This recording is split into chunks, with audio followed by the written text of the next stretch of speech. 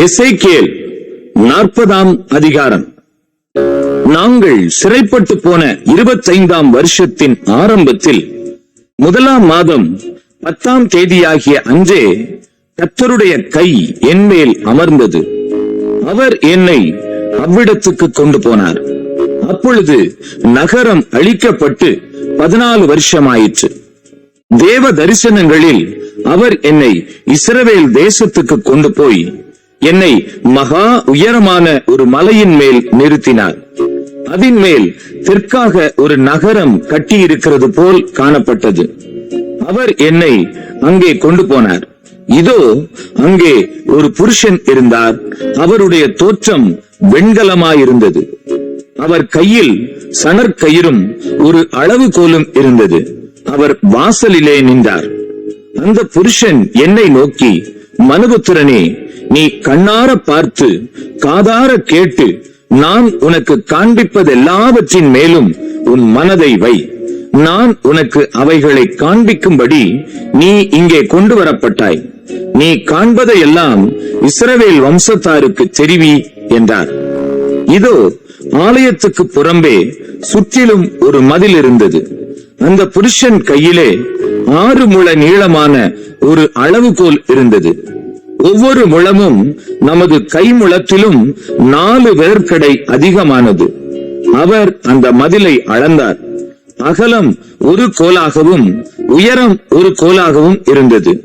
பின்பு அவர் கிழக்கு முக வாசலுக்கு வந்து அதன் படிகளின் மேல் ஏறி வாசற்படியை ஒரு கோல் அகலமாகவும் மறுவாசற்படியை ஒரு கோல் அகலமாகவும் அளந்தார்.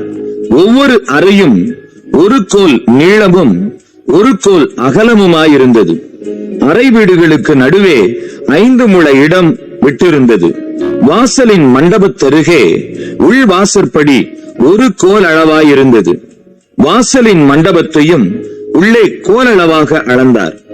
பின்பு வாசலின் மண்டபத்தை 8 முழமாகவும் அதன் தூண் ஆதாரங்களை 2 முழமாகவும் அளந்தார்.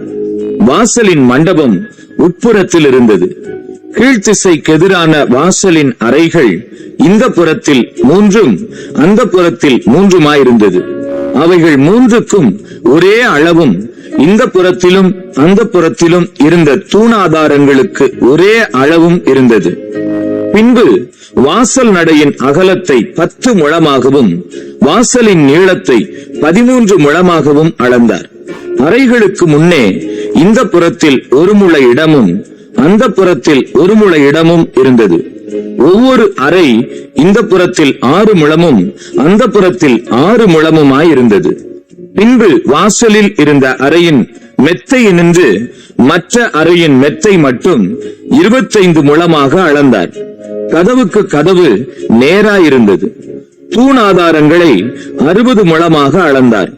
இந்த தூண் ஆதாரங்களின் அருகே சுற்றிலும் முன் வாசலின் முற்றம் இருந்தது. பிரவேச வாசலின் முகப்பு துவக்கி உட்புற வாசல் மண்டப முகப்பு மட்டும் 50 முழமாயிருந்தது. வாசலுக்கு உட்புறமாக சுற்றிலும் உள்ள அறைகளுக்கும் அவைகளின் தூண் ஆதாரங்களுக்கும் ஒடுக்கமான ஜன்னல்கள் இருந்தது. மண்டபங்களிலும் அப்படியே இருந்தது. உட்புறமாய் சுற்றிலும் அந்த ஜன்னல்களும் தூண் ஆதாரங்களில் சித்தரிக்கப்பட்ட பேரீச்ச மரங்களும் இருந்தது. பின்பு என்னை வெளிப்பிரகாரத்துக்கு அழைத்துக் கொண்டு போனார். அங்கே அறை வீடுகளும் பிரகாரத்தின் சுற்றிலும் பதித்த தளவரிசையும் இருந்தது. அந்த தளவரிசையின் மேல் 30 அறை வீடுகள் இருந்தது. வாசலுக்கு பக்கத்திலும் வாசல்களின் நீளத்துக்கு எதிரிலும் உள்ள அந்த தளவரிசை தாழ்வான தளவரிசையாயிருந்தது.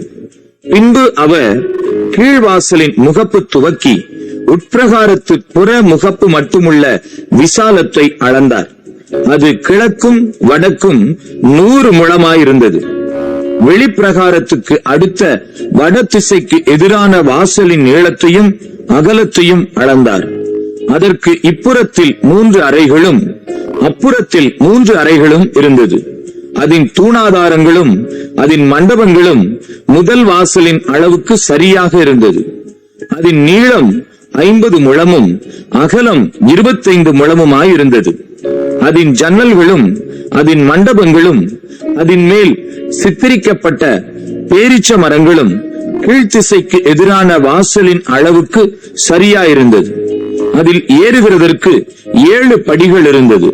அதன் மண்டபங்கள் அவைகளுக்கு முன்னாக இருந்தது. வட திசையிலும் கீழ்த்திசையிலும் உள்ள ஒவ்வொரு வாசலுக்கு எதிராக உட்பிரகாரத்துக்கும் வாசல்கள் இருந்தது. ஒரு வாசல் துவக்கி மற்ற வாசல் மட்டும் 100 முழமாக அளந்தார். பின்பு என்னை தென் திசைக்கு அழைத்துக் கொண்டு போனார். அங்கே தென் திசைக்கு எதிரான வாசல் இருந்தது. அதன் தூணாதாரங்களையும் அதன் மண்டபங்களையும் அதற்குரிய அளவின்படி அளந்தார். அந்த ஜன்னல்களுக்கு சரியாக அதற்கும் அதன் மண்டபங்களுக்கும் ஜன்னல்கள் சுற்றிலும் இருந்தது. நீளம் 50 முழமும் அகலம் 25 முழமுமாயிருந்தது. அதில் ஏறுகிறதற்கு 7 படிகள் இருந்தது. அதற்கு முன்பாக அதன் மண்டபங்களும் இருந்தது. அதன் தூணாதாரங்களில் சித்தரிக்கப்பட்ட பேரீச்ச மரங்களும் இந்த புறத்தில் ஒன்றும் அந்த புறத்தில் ஒன்றுமாக இருந்தது. உட்பிரகாரத்துக்கும் ஒரு வாசல் தென் திசைக்கு எதிராக இருந்தது. தென் திசையில் உள்ள ஒரு வாசல் துவக்கி மற்ற வாசல் மட்டும் 100 முழமாக அளந்தார். பின்பு அவர் தெற்கு வாசலால் என்னை உட்பிரகாரத்துக்கு அழைத்துக் கொண்டு போய் அந்த அளவுக்கு சரியாக தெற்கு வாசலையும் அளந்தார். அதன் அறைகளும் அதன் தூண் ஆதாரங்களும் அதன் மண்டபங்களும் அந்த அளவுக்கு சரியாக இருந்தது. அதற்கும் அதன் மண்டபங்களுக்கும் ஜன்னல்கள் சுற்றிலும் இருந்தது. நீளம் 50 முழமும் அகலம் 25 முழமுமாயிருந்தது. 25 முழ நீளமும் 5 முழ அகலமுமான மண்டபங்கள் சுற்றிலும் இருந்தது. அதன் மண்டபங்கள் வெளிப்பிரகாரத்தில் இருந்தது. அதன் தூண் ஆதாரங்களில் சித்தரிக்கப்பட்ட பேரீச்ச மரங்களும் இருந்தது. அதில் ஏறுகிறதற்கு 8 படிகள் இருந்தது. பின்பு அவர் கீழ்த்திசை வழியாய் என்னை உட்பிரகாரத்துக்கு அழைத்துக் கொண்டு போய் அந்த அளவுக்கு சரியாக அந்த வாசலையும் அளந்தார். அதன் அறைகளும் அதன் தூண் ஆதாரங்களும் அதன் மண்டபங்களும் அந்த அளவுக்கு சரியாக இருந்தது. அதற்கும் அதன் மண்டபங்களுக்கும் ஜன்னல்கள் சுற்றிலும் இருந்தது. நீளம் 50 முழமும் அகலம் 25 முழமுமாயிருந்தது. அதன் மண்டபங்கள் வெளிப்பிரகாரத்தில் இருந்தது. அதன் தூண் ஆதாரங்களில் இந்த புறத்திலும் அந்த புறத்திலும் சித்தரிக்கப்பட்ட பேரீச்ச மரங்களும் இருந்தது. அதில் ஏறுகிறதற்கு 8 படிகள் இருந்தது. பின்பு அவர் என்னை வடக்கு வாசலுக்கு அழைத்துக் கொண்டு போய் அந்த அளவுக்கு சரியாய் அதன் வாசலை அளந்தார். அதன் அறைகளும் அதன் தூண் ஆதாரங்களும் அதன் மண்டபங்களும் அளக்கப்பட்டது. அதை சுற்றி ஜன்னல்களும் இருந்தது. நீளம் 50 முழமும் அகலம் 25 முழமுமாயிருந்தது. அதன் தூணாதாரங்கள் வெளிப்பிரகாரத்தில் இருந்தது. இந்த புறத்திலும் அந்த புறத்திலும் அதன் தூணாதாரங்களில் பேரீச்ச மரங்களும் சித்தரிக்கப்பட்டிருந்தது. அதில் ஏறுவதற்கு 8 படிகள் இருந்தது. அதன் அறைகளும் அதன் கதவுகளும் வாசல்களின் தூண் ஆதாரங்களுக்கு அருகில் இருந்தது. அங்கே தகன பலிகளை கழுவுவார்கள். வாசலின் மண்டபத்திலே இந்த புறத்தில் 2 பீடங்களும் அந்த புறத்தில் 2 பீடங்களும் இருந்தது. அவைகளின் மேல் தகன பலியையும் பாவ நிவாரண பலியையும் குற்ற நிவாரண பலியையும் செலுத்துவார்கள்.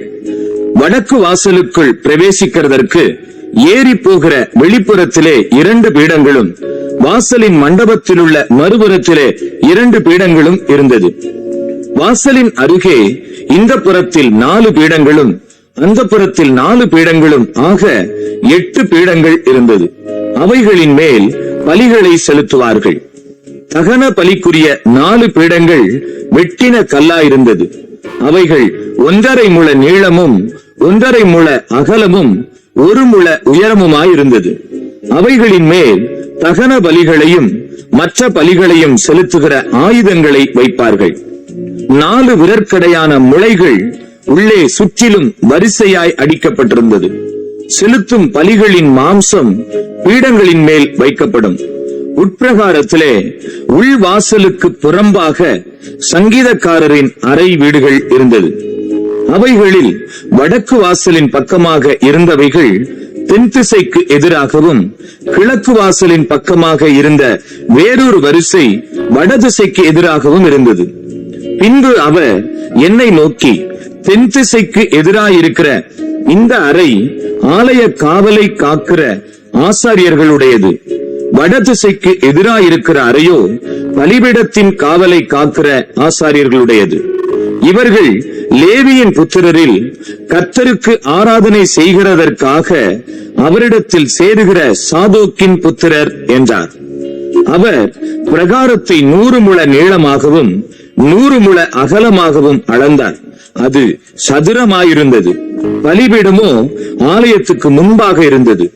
பின்பு அவர் என்னை ஆலய மண்டபத்துக்கு அழைத்துக் கொண்டு போய் மண்டபத்தின் தூண் ஆதாரத்தை இந்த புறத்தில் 5 முழமும் அந்த புறத்தில் 5 முழமுமாக அளந்தார். வாசலின் அகலம் இந்த புறம் 3 முழமும் அந்த புறம் 3 முழமுமாயிருந்தது. மண்டபத்தின் நீளம் 20 முழமும் அகலம் 11 முழமுமாயிருந்தது. அதற்கு ஏறி போகிற படிகளும் இருந்தது. தூண் ஆதாரங்களிலே இந்த புறத்தில் ஒரு தூணும் அந்த புறத்தில் ஒரு தூணும் இருந்தது.